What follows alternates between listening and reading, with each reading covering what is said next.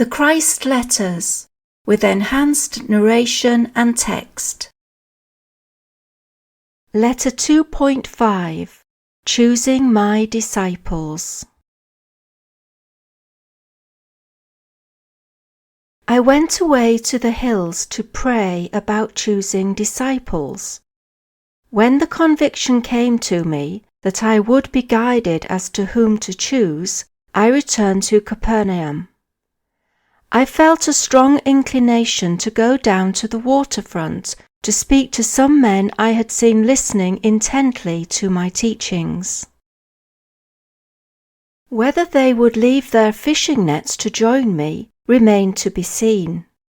But when I called them, Simon, Andrew, James, and John, they came immediately, happy to help in my work of healing and teaching. Others also joined me as I began my work amongst the people. I left my host Zedekiah's house with his warm assurances I could return at any time. Thus it was that I commenced my mission as a teacher and healer, wandering wherever needed through towns and villages. Before setting out, I gathered together the young men who had consented and were eager to help me. They would be listening to my teachings and would be mystified by much that I wanted to say. It was vital I should first explain the background to all that had been revealed to me in the desert. I told them that despite my previously lazy way of life, I had always had a profound compassion for people. It was my compassion that made me turn from the God taught by the rabbis. When I spoke of my total rejection of a punishing Jehovah, I could see the doubt and shock in their faces. At considerable length I explained that I questioned how it was possible to speak of a good God when there was so much suffering endured by innocent children. As I spoke, I saw their faces gradually relax. I continued to voice my previous doubts and anger until I saw their expressions change into those of acceptance and then full agreement. I discovered I had put to them their own doubts and questions which, previously, they had never had the courage to put into words.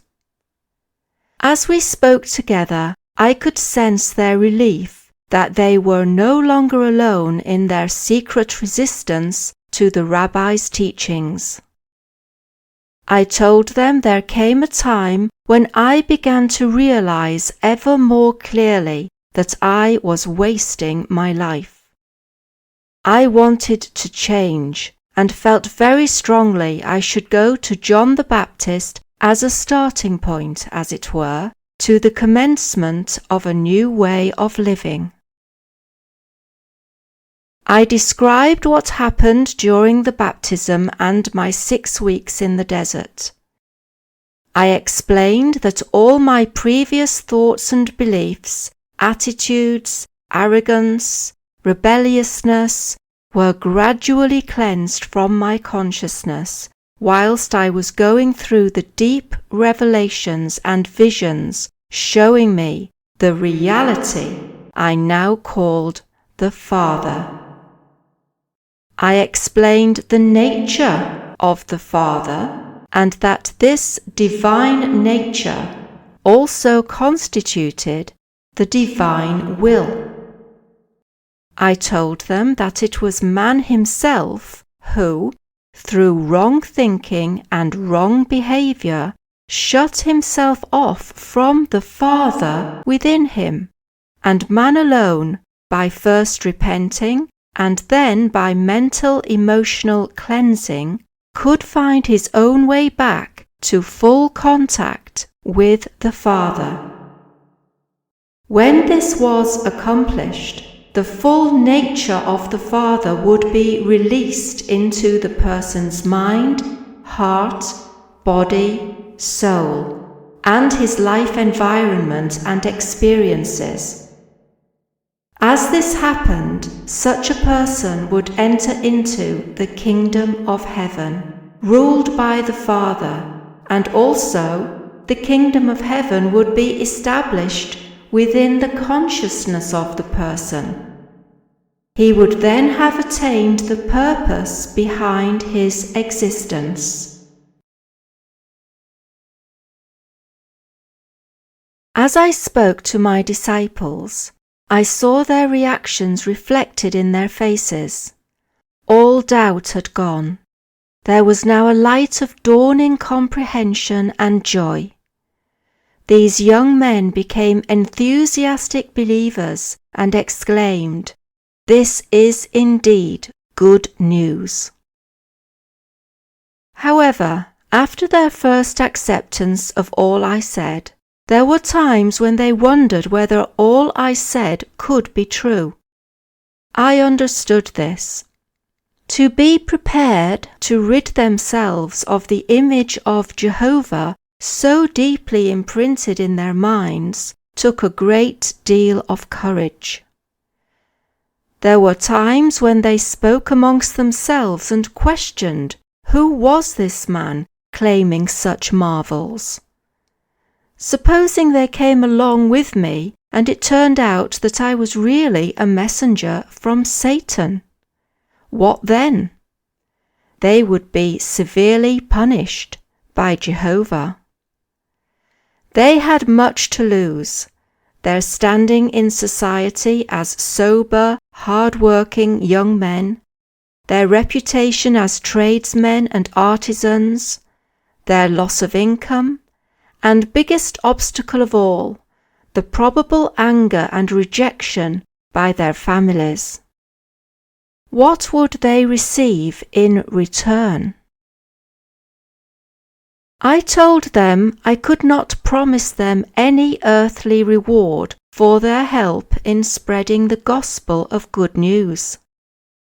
I had no doubt at all that wherever we went, we would be given food and shelter, and would be well received by the people. I could only promise them the truth, that the Father knew their needs and would fulfill them and keep them healthy.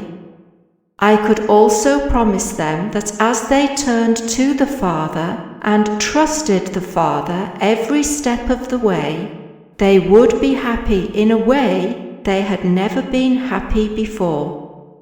They would experience the kingdom of heaven themselves to the extent they set aside the demands of self and served other people. They would witness the healings, and these would increase their faith and give them the courage to endure any discomforts of the journey.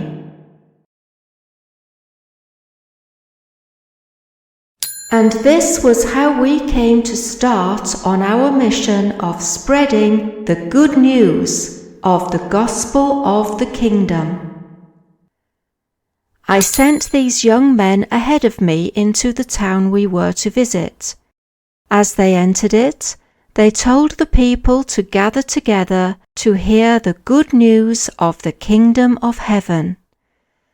The people were astonished and wanted to know more, but the disciples urged them to fetch their friends and neighbours, and they would be told all about it when Jesus arrived, and there would be healing of their sick people. Excitedly, many ran to help spread the good news, and soon they were gathered together in a huge crowd.